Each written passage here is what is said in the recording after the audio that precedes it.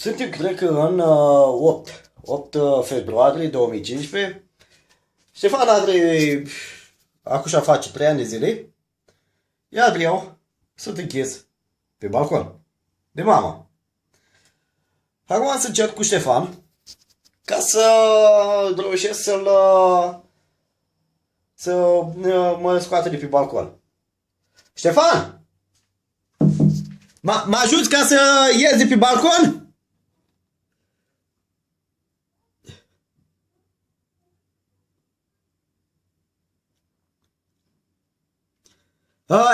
Ia de acolo, din lada cu jucării, ia remorca. Aia albastră. Da, ia-o pe aia. Așa. Și încearcă să împingi mânetul în sus. Așa, tare. Tare. Invers, încoace. Invers. Încoace. Așa, ridic-o sus.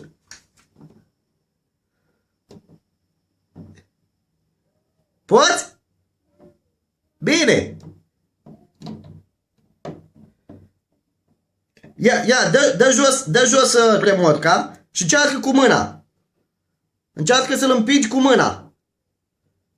Invers, încolo.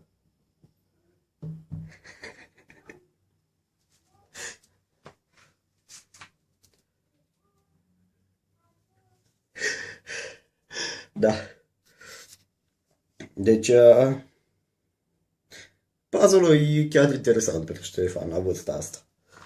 2 ani și 8 luni. Cam așa. Mergem pe 9. Ștefan! Mai încerci să mă scoți de pe balcon? Mergi să o chem pe mama? Hai, mergi să o chem pe mama.